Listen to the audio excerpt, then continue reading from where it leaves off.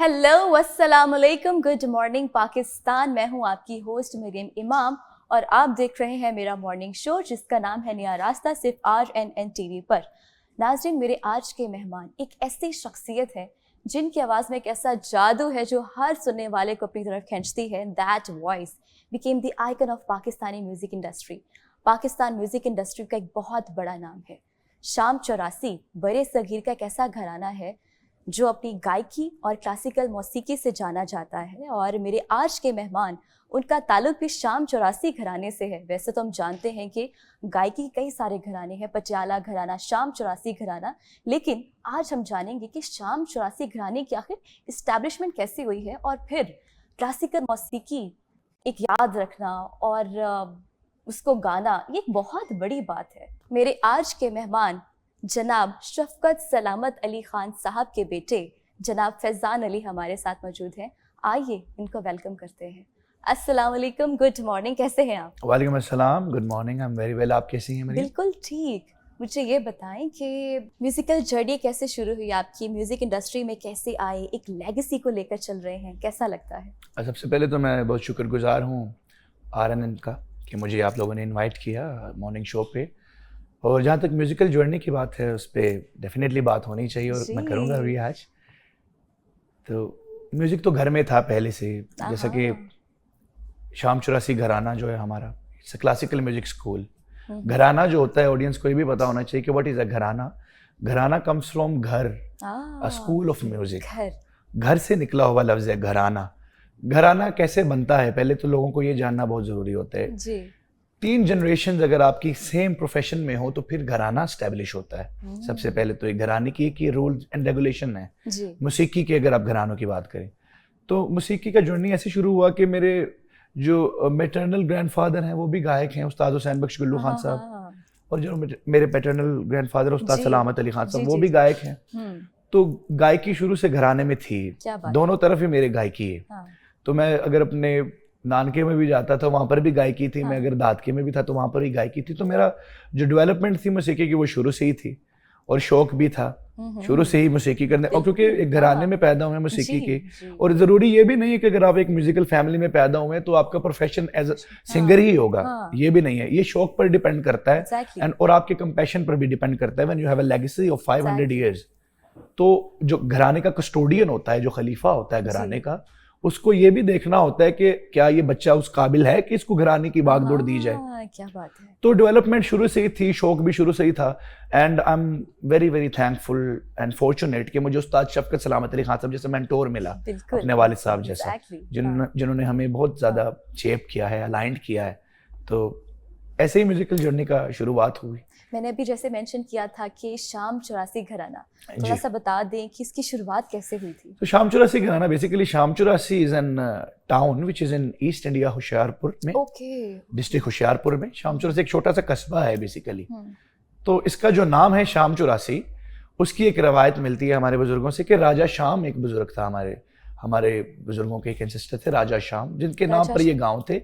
राजा शाम था और उसके 84 गांव थे। ठीक है। तो हमारे बुजुर्ग जिन्होंने इस घराने को एस्टेब्लिश किया, फाउंडर थे जो मियाँ चांद खान सूरज खान, इस घराने के जो फर्स्ट जनरेशन हमारे घराने की बने जी। तो उन्होंने, रवायत से मिलता है कि अकबर के मज़ार में वो गाए, दरबार में अकबर के दरबार में उन्होंने अपनी गायकी पेश की और खुश होकर उन्होंने उसको, ये अकबर ने मियाँ चांद खान और सूरज खान को, उन दोनों भाइयों से पूछा कि क्या तोहफा दूं आप लोगों को।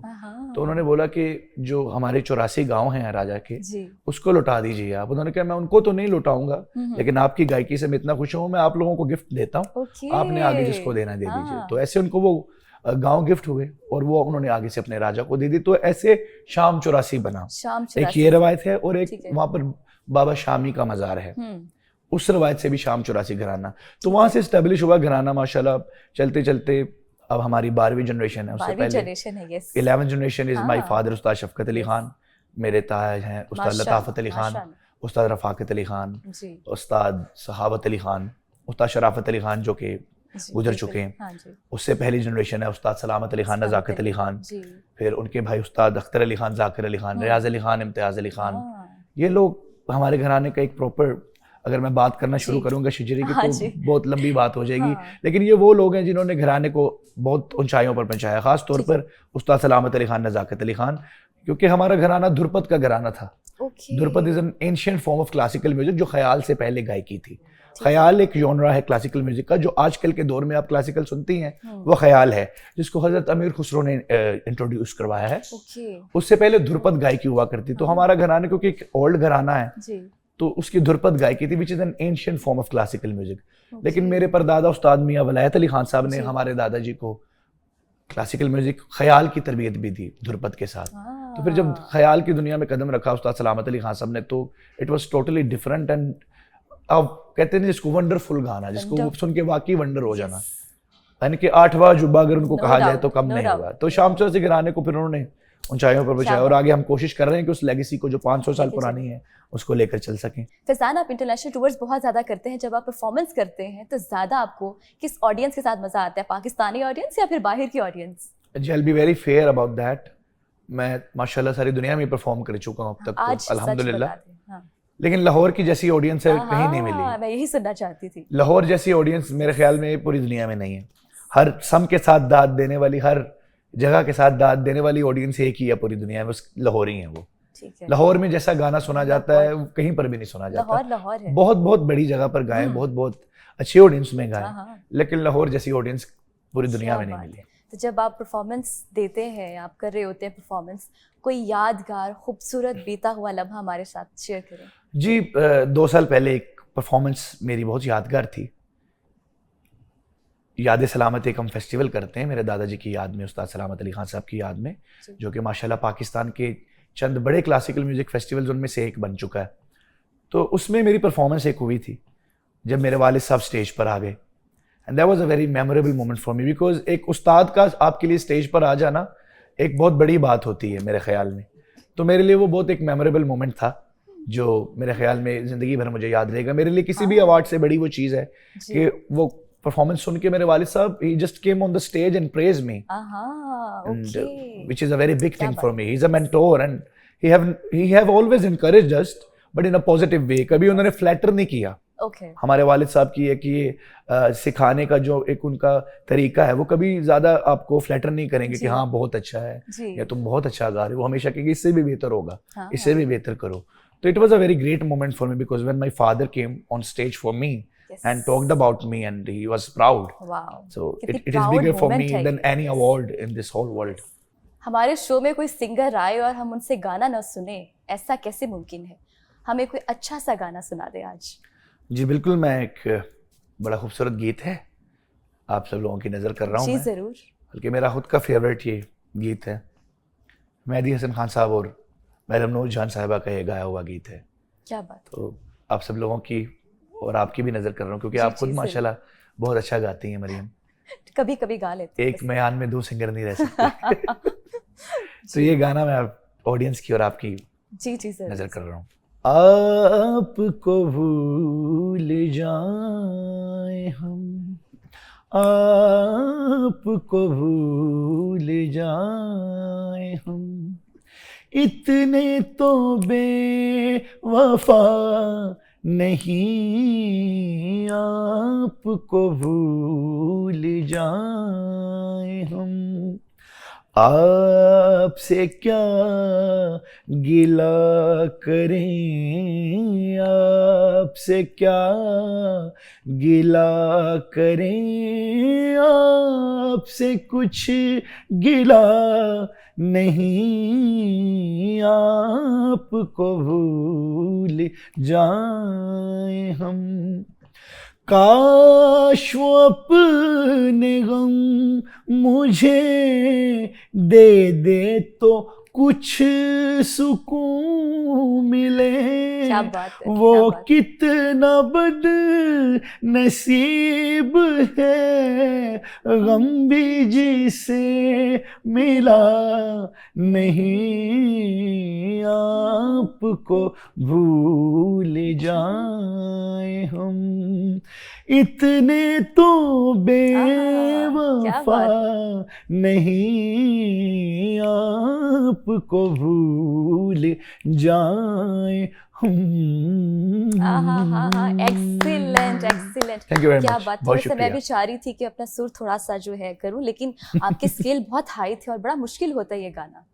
जी, गाना मेरे दादाजी कहा करते थे क्लासिकल म्यूजिक से ज्यादा सीधा गाना जो है, जी लाइट म्यूजिक जो, वो ज्यादा मुश्किल होता है, हाँ ओके क्योंकि 3 मिनट में सुर को भी कायम रखना है, जी लफ्ज की अदायगी भी 3 मिनट में है, ओके तो ये बहुत मुश्किल चीज होता है, खास तौर पर एक क्लासिकल सिंगर के लिए। हाँ ये एक बात मैं कहना चाहूंगा जी कि जरूर। क्लासिकल सिंगर बहुत कम होता है कि वर्सेटाइल हो, यस बहुत कम होता है, क्योंकि रियाज करके लोगों के आवाज इतना पक जाते हैं, करख्त हो जाते हैं, स्ट्रॉन्ग हो जाते हैं हाँ कि वो लाइट म्यूजिक उनसे गाया नहीं जाता ज्यादातर।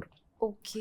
तो हाँ, वर्सेटैलिटी होना एक बड़ा खुदा का करम हो, बड़ा तो मैटर अल्लाह का करता है करम ये। हो तो होता है। जब आप गा रहे होते हैं आपका फेवरेट राग कौन सा है? वैसे तो मुझे सुरों का नहीं पता, ना ही राग का, थोड़ा सा हमें डिफाइन भी कर दीजिए। और आपका फेवरेट कौन सा है? मेरे बहुत से फेवरेट राग हैं, कोई एक नहीं है, लेकिन ज्यादातर एक राग बहुत ही मैं गाता भी हूँ, नंदेश्वरी, मुझे वो बहुत पसंद भी है वो राग, हाँ तो उसको अक्सर मैं गाता हूँ। अच्छा, वो है कैसा, जरा थोड़ा सुना दीजिए। जी, वो राग 5 सुर का राग है। राग ठीक की 3 शक्लें होती हैं।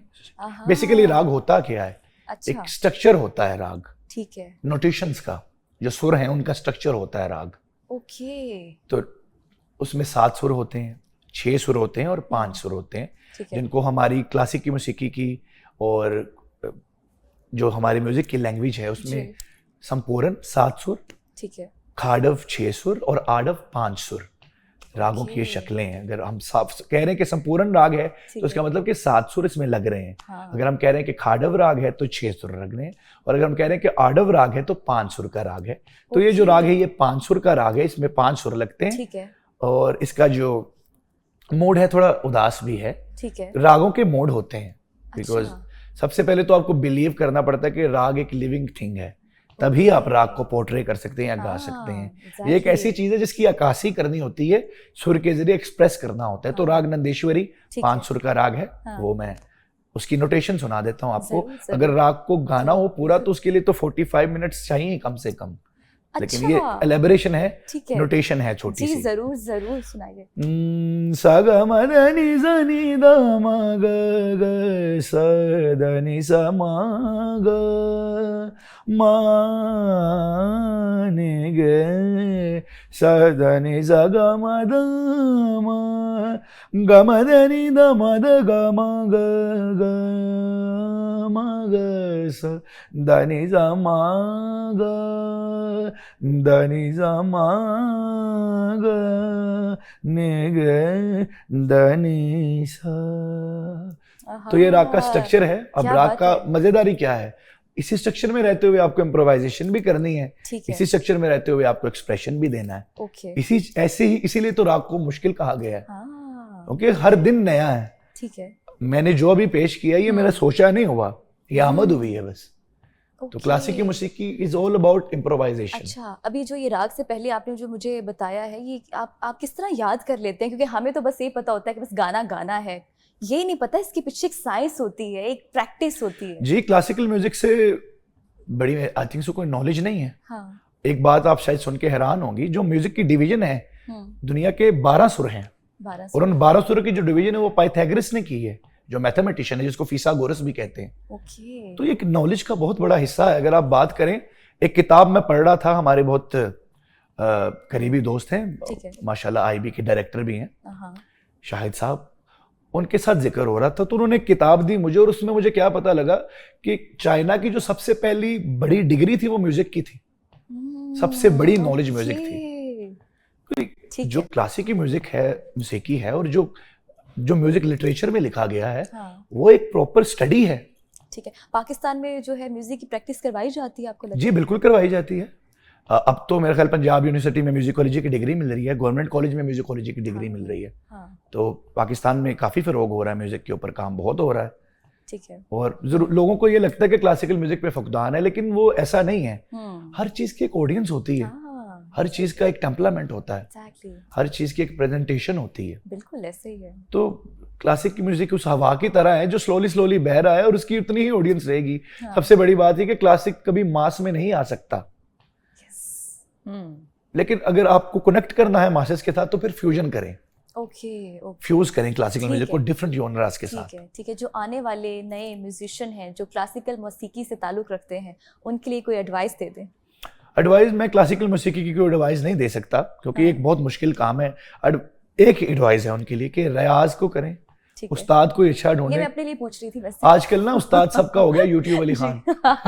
एग्जैक्टली, सब लोग यूट्यूब से ज्यादा हाँ, सीखते हैं, लेकिन सबको ये जानना बहुत जरूरी है कि सीना बसीना इल्म है। जैसे आपने भी मुझसे पूछा भी एक सवाल कि आप कैसे याद करते हैं, तो ये जितना भी इल्म है ये सीना बसीना हाँ, हमारी जनरेशन टू जनरेशन आया है, सामने बैठ के लाइवली सीखा है हमने। हाँ, तभी वो सीने से सीने तक गया हाँ, है, हाँ, जिसको हाँ, सीना क्या बसीना बात इल्म है। कहते हैं, वो तभी याद है और ये ओके, कभी भी नहीं भूलेगा।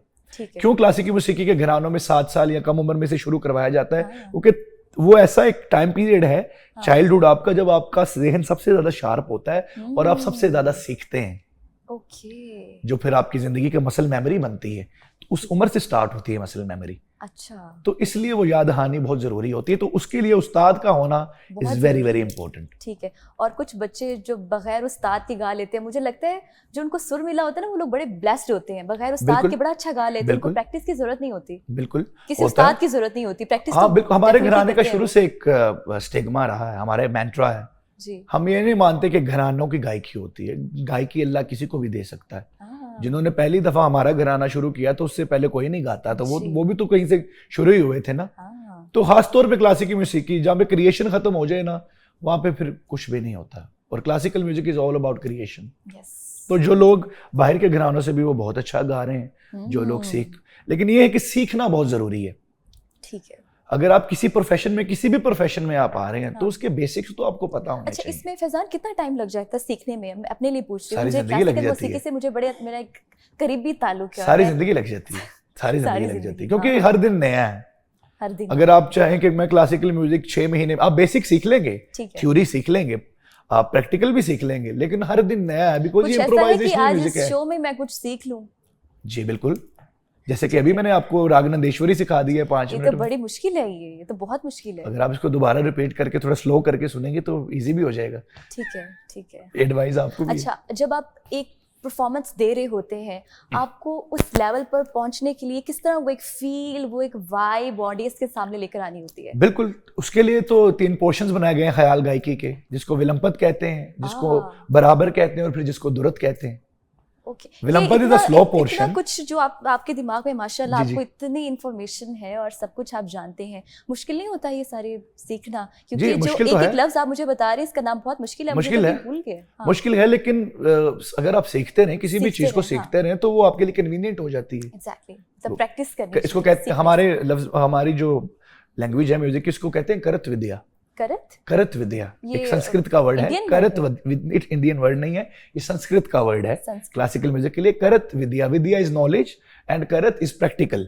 तो okay, practical is very very important. अगर आप प्रैक्टिकल करते हैं तो ये चीजें फिर आपकी रिफर्बिश होती रहती हैं दोबारा दोबारा से। तो vilambit is a slow portion, barabar is a medium portion and drut is the fast portion. तो इन 3 पोर्शंस पे क्लासिकल गायकी जो ख्याल है वो कंसिस्ट करती है। ये क्या आज बात। ऑडियंस को मैं बता रहा हूँ क्या आपके बात। चैनल की वजह से। क्या बात है, मुझे लगता है कि बड़ी प्रैक्टिस करनी पड़ेगी इसके लिए। तो पहले मुझे ये चीज़ें सीखनी पड़ेंगी, फिर मुझे लगता है कि फिर कोई चांस मिलेगा गाने के लिए। अच्छा, खैर मुझे ये बताएं फैजान, कोई करंट प्रोजेक्ट चल रहा है, कोई अपकमिंग प्रोजेक्ट आने वाला है जिसमें हम आपको देखने वाले हैं? जी बिल्कुल, करंट प्रोजेक्ट तो माशाल्लाह काफी चल रहे हैं। I am doing a season, एक म्यूजिक के ऊपर सीजन कर रहा हूँ, which will be a fusion season and it's gonna be a very good one. और एक अल्हम्दुलिल्लाह एक नेटफ्लिक्स के साथ भी प्रोजेक्ट कर रहा हूँ मैं। It's a collaboration of both Punjab and I have done music for that. उसके लिए मैंने म्यूजिक भी दिया है, गा भी रहा हूँ उसमें खुद, और ठीक है, उसके ऊपर काम हो रहा है एंड टूर्स वगैरह चल रहे हैं साथ में। एंड अभी एक बहुत बड़ा फेस्टिवल हो रहा है, ग्लोबल इनकाउंटर, और मैं एक्चुअली टुमारो कल ही एक टूर पर जा रहा हूँ जो कि एक बहुत बड़ा प्लेटफॉर्म है ग्लोबल इनकाउंटर्स के नाम से, जिसको इस्माइली कर रहे हैं। एक बहुत बड़ी कम्युनिटी है, आगा खान कम्युनिटी की। आपके साथ कौन जा रहे हैं? बेसिकली पाकिस्तान से एक रिक्रूटमेंट जा रहा है, यहाँ से कुछ सिंगर्स का, फिर दूसरे भी ममालिक से लोग आ रहे हैं। ग्लोबल इनकाउंटर उसका नाम इसलिए रखा गया है, पूरी दुनिया से म्यूजिशियंस इकट्ठे हो रहे हैं। तो मेरे लिए एक बड़े एजाज की बात है कि मैं भी परफॉर्म करने जा रहा हूँ। पाकिस्तान से 3 सिंगर जा रहे हैं, शहजाद रोय साहब, नताशा बेग और मैं जा रहा हूँ। एक्सीलेंट। तो वहाँ पर पाकिस्तान को रिप्रेजेंट कर रहा हूँ मैं। आगा खान म्यूजिक की जो वहाँ पर एक बैंड है बहुत प्रेस्टीजियस, उनके साथ मैं फ्यूजन कर रहा हूँ और परफॉर्म कर रहा हूँ global encounter Dubai world trade centre में। बड़ा अच्छा लगता है जब हमारे पाकिस्तानी सिंगर्स बाहर जाते हैं, जी पाकिस्तान को रिप्रेजेंट करते हैं। और जी, हमारे पाकिस्तान म्यूजिक तो को, हमारी जान है क्लासिकल और मौसीकी हम को। इसके नुमाइंदे हैं। जी और अगर पाकिस्तान नहीं तो हम भी नहीं हैं। तो एग्जैक्टली। पाकिस्तान की नुमाइंदगी तो अल्लाह पाक का बड़ा शुक्र है कि हमारे हिस्से में आई है, और उम्मीद है कि इसके नाम को हम आगे लेकर चलें, क्योंकि जहाँ पर भी जाते हैं हम इसका ही झंडा साथ लेकर जाते हैं। और जी। वाहिद सिंगर ही ऐसी आर्टिस्ट, एक ऐसी कम्युनिटी है जो दूसरे मुल्कों में जाके भी हार के नहीं आते, जीत के ही आते हैं।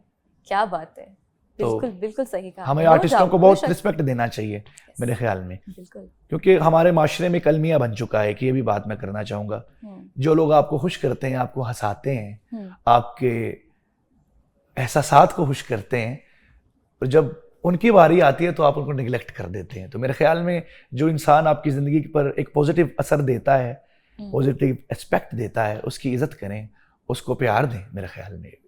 तो उससे क्या होता है कि हमारा माशरा भी तब्दील होगा और खुशहाली आएगी हमारे माशरे में भी। बिल्कुल। फैज़ान, पाकिस्तान में क्लासिकल मौसीकी को वो मुकाम हासिल नहीं है जो हमारे हमसाए मुल्क भारत में दिया जाता है।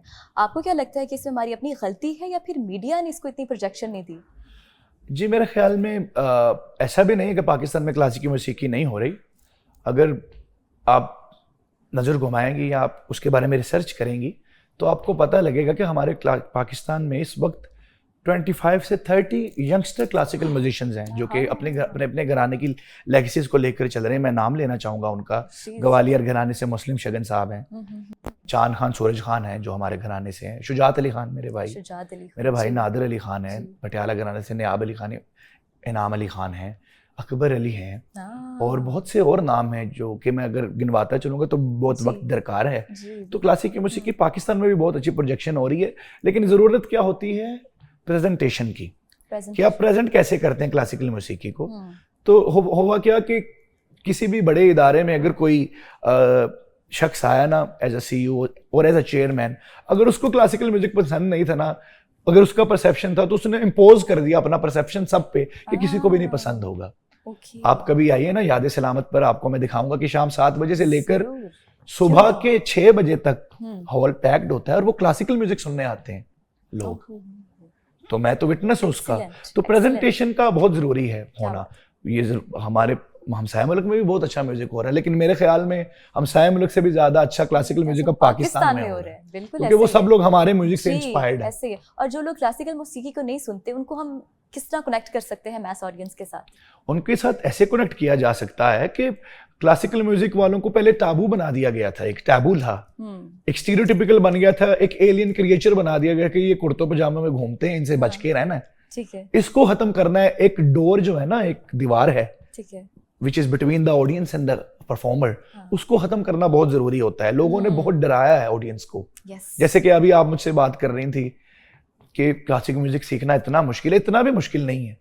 मैंने जैसे आपको बात की है, किसी भी चीज को सीखना शुरू में मुश्किल ही लगता है, लेकिन when you dive into that, जब आप उसके अंदर जाते हैं, देखें ना, जब आप तैरना शुरू करते हैं, समुद्र में जाते हैं, जान बचाने के लिए भी हाथ पैर मारने पड़ते हैं। तो सीखना बहुत जरूरी होता है। किसी भी प्रोफेशन में जाए वो मुश्किल नहीं है। ठीक है। हमारे जो बुजुर्ग थे, उनको सबको अल्लाह गरीब के रहमत करे, उन्होंने एक परसेप्शन ये भी बना दिया कि ये बहुत मुश्किल चीज है और डरा दिया ऑडियंस को। तो वो डर खत्म करना बहुत जरूरी है। ठीक है। लोगों को एजुकेट किया जाए इस बारे में। जैसे मैंने भी स्लीस लफ्जों में बताया सब कुछ। मेरे ख्याल में 10-12 नहीं तो 1-2 लोग तो सीखेंगे उससे कि ये क्या है ख्याल। तो बताना, एजुकेट करना इज वेरी वेरी इंपॉर्टेंट, ताकि हमारा ऑडियंस का और परफॉर्मर का गैप खत्म हो बीच में से। ठीक है। ऐसे ही हम क्लासिकी मौसीकी को मास तक पहुंचा सकते हैं। इसमें तो कोई शक नहीं है। फैज़ान, कुछ सुना दीजिए अपनी खूबसूरत आवाज में। जी, मैं क्लासिकी मौसीकी की बात हो रही है तो मैं अपने घराने की बंदिश सुनाता हूँ आपको एक, जो कि ख्याल गायकी की बंदिश है। बड़ी खूबसूरत बंदिश जो कि मेरे दादाजी हमेशा गाया करते थे, और निज़ामुद्दीन औलिया सरकार, गरीब नवाज सरकार के ऊपर ये है। सूफी कलाम भी है, ये राग हमीर में है। क्या बात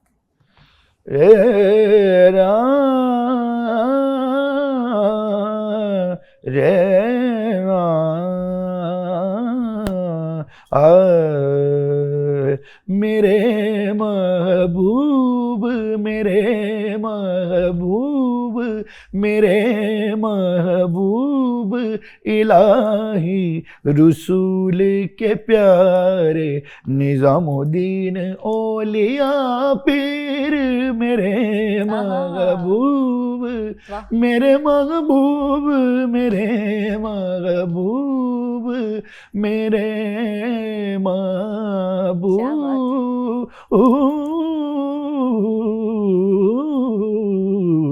मेरे महबूब, इलाही रसूल के प्यारे, निजामुद्दीन औलिया पीर, मेरे महबूब, अवल आखिर ज़ाहिर बातिन, अवल आखिर ज़ाहिर बातिन, दीन दुनी के मकबूल, मेरे महबूब।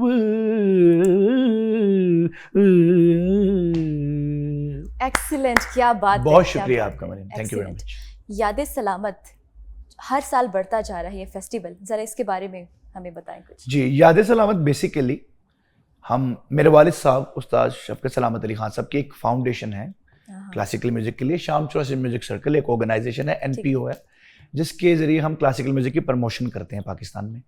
तो 2001 से मेरे वालिद साहब उस्ताद सलामत अली खान साहब को ट्रिब्यूट कर रहे हैं, जिसका पहले नाम था ट्रिब्यूट टू उस्ताद सलामत अली खान साहब। लेकिन 2020 में during the time of Covid मैंने उसकी रीब्रांडिंग की। मैंने कहा कि एक आइडिया आया मेरे जहन में कि हम कैसे मासेस के साथ कनेक्ट करें क्लासिकल म्यूजिक को, तो मैंने उसको नाम दिया याद सलामत का। याद सलामत, तो माशाल्लाह वो एक ब्रांड बन गया और याद सलामत एक ट्रिब्यूट नहीं रहा, वो एक म्यूजिक फेस्टिवल बन गया है। और माशाल्लाह हमारे पाकिस्तान के जो चंद फेस्टिवल हैं क्लासिकल म्यूजिक के, उनमें से वो एक फेस्टिवल है। और एक और खबर, जो दुनिया के 100 मोस्ट इन्फ्लुएंशियल क्लासिकल म्यूजिक के फेस्टिवल हैं, उसमें भी रिसेंटली याद सलामत का नाम अभी लिस्ट में आया है। वो इतना बड़ा फेस्टिवल बन गया हमारा याद सलामत, माशाल्लाह। तो ये उस्ताद सलामत अली खान साहब को ट्रिब्यूट है, जिसमें हमारे मुल्क के जितने भी बड़े क्लासिकल म्यूजिक के, लाइट क्लासिकल के और गज़ल से ताल्लुक़ रखने वाले सिंगर्स हैं और आर्टिस्ट हैं, वो परफॉर्म करते हैं, जो कि उस्ताद शफकत सलामत अली खान साहब की ज़ेर साया हम लेकर चल रहे हैं। वो चेयरमैन है शाम चौरासी म्यूजिक सर्कल के, और इसको बहुत बड़े लेवल पर किया जाता है। ये 2 दिन का होता है लाहौर में। अच्छा। और वैसे तो 11 जुलाई को उस्ताद सलामत अली खान साहब की डेथ एनिवर्सरी होती है, लेकिन मुहर्रम और सफ़र की वजह से हमने इसको अक्टूबर में शिफ्ट कर दिया हुआ है पिछले 2 साल से। तो अक्टूबर के जो फर्स्ट वीकेंड है इस साल भी ये हो रहा है, और इंशाल्लाह बहुत बड़ा स्केल पर हो रहा है। और इसकी प्रोडक्टिविटी दिन ब दिन और हर साल बढ़ती जा रही है, और माशाल्लाह लोग अवेट कर रहे होते हैं। सबसे बड़ी बात, जो ऑडियंस है इसकी इंटरनेशनल ऑडियंस है याद सलामत की। पाकिस्तान से ज्यादा इसको इंटरनेशनल देखते हैं लोग, और पाकिस्तान का ये पहला वाहिद फेस्टिवल था कोविड में जो कि वर्चुअली पूरी दुनिया में चला। It was the first classical music festival to ever happening on virtual scale. इसको पूरी दुनिया ने देखा, और इंटरनेशनल आर्टिस्ट भी इसमें आके जो हैं पार्टिसिपेट करते हैं, ट्रिब्यूट देते हैं उस्ताद सलामत अली खान साहब को। सबसे बड़ी बात, ये एक ऐसा प्लेटफॉर्म है जहां से हर साल 2-3 नए यंगस्टर क्लासिकल म्यूजिशियंस निकलते हैं, क्लासिकल आर्टिस्ट। यहाँ पर हमने एक पोडियम ये भी बनाया कि जितने यूनिवर्सिटी के स्टूडेंट्स हैं जो क्लासिकल का शौक रखते हैं, ठीक है, जितने कॉलेजेस के स्टूडेंट हैं, स्कूल्स के स्टूडेंट हैं, वो भी आके वहाँ पर गाते हैं। हम एक ऑडिशन करते हैं, फिर चुनते हैं कि जो काबिल है, फिर उनको हम स्टेज प्रोवाइड करते हैं, and they are singing in front of more than 1000 people. तो एक प्रोजेक्शन भी हो रही है क्लासिकल म्यूजिक की। तो शाम चौरासी घराने की सबसे बड़ी बात ये है कि ये ना सिर्फ परफॉर्मर्स हैं बल्कि प्रमोटर्स ऑफ क्लासिकल म्यूजिक भी हैं। और ये सेरा मेरे वालिद साहब को जाता है, एक बात करना चाहूँगा, क्लासिकल म्यूजिक को अगर किसी ने सही मायने में पाकिस्तान में जिंदा रखा है तो वो एक नाम है, इसका नाम है उस्ताद शफकत सलामत अली खान साहब। कोई शक नहीं इसमें। एंड उन्होंने इतना प्रमोट किया क्लासिकल म्यूजिक का, स्टीरियोटिपिकल्स तोड़े हैं उन्होंने क्लासिकल म्यूजिक के लिए, जिसकी आप बात कर रही थी कि कैसे क्लासिकल म्यूजिक को नॉर्म्स में लाया जाए, आवाम में लाया जाए। तो मेरे वालिद साहब ने ये भी एक ट्रेंड दिया कि वो लेदर जैकेट पहनकर भी क्लासिकल म्यूजिक गाएं, वो टी शर्ट पहनकर भी क्लासिकल म्यूजिक गाएं। हालांकि लोगों ने क्लासिकल आर्टिस्ट को हमेशा जो है कुर्ता पजामा में सोचा हुआ था, तो उन्होंने वो स्टीरियोटाइप्स तोड़े हैं। क्या बात, उस दौर में। तो याद सलामत is a very big festival, and अल्हम्दुलिल्लाह इसको हम आगे लेकर चल रहे हैं। Excellent. और इसको और भी बड़े स्केल पर इस दफा करेंगे इंशाल्लाह ताला, जिसमें आप सब लोगों की सपोर्ट और दुआ हमेशा चाहिए होगी। जरूर इंशाल्लाह। एक गजल और एक क्लासिकल मौसीकी में क्या फ़र्क है, थोड़ा सा बता दें। बेसिकली क्लासिकल म्यूजिक की जैसे फाउंडेशन स्टार्ट होती है ध्रुपद से, ध्रुपद से ख्याल, ख्याल से ठुमरी, ठुमरी से निकली है गज़ल। ओह जी। Okay.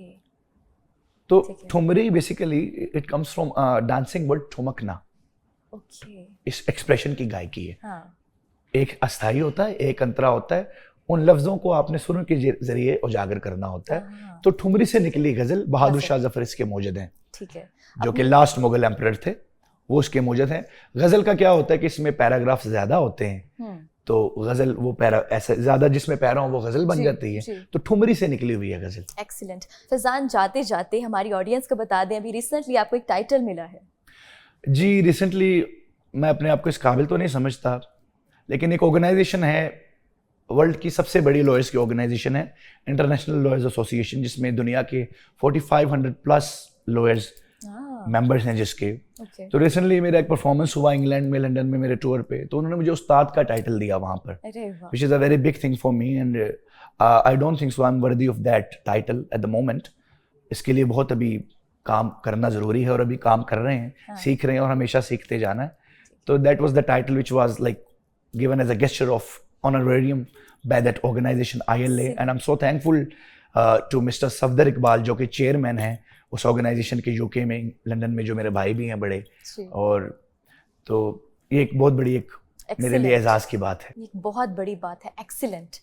Faizan, thank you so much for your time. It was an absolute pleasure to have you. आप जैसे सिंगर्स जब आते हैं और इतना कुछ हमें सीखने को मिल जाता है, बहुत अच्छा लगता है। मैं आपका बहुत शुक्रगुजार हूँ मरियम, आपने इतने अच्छे सवाल पूछे हैं, एंड माशाल्लाह आप खुद क्योंकि एक सिंगर हैं तो नहीं बिल्कुल नहीं आई नो आप बहुत अच्छा गाती हैं। अभी फ्लैटरिंग नहीं कर रहा, अभी सुन रहे थे आपको तो you were singing so good. कभी गा लेते हैं जी। आपने सवाल भी वैसे ही पूछे क्योंकि यू नो अबाउट सिंगिंग। तो बहुत शुक्रिया आपका और RNN का कि आप लोगों ने मुझे वक्त दिया और आके यहाँ पर बात करने का मौका दिया। Thank you. नाज़रीन, आई होप आप लोगों ने भी इंजॉय किया होगा, कुछ ना कुछ आज ज़रूर सीखा होगा। आपसे मुलाकात होगी इंशाल्लाह कल। तब तक अपना बहुत सारा ख्याल रखिए। अल्लाह हाफिज़।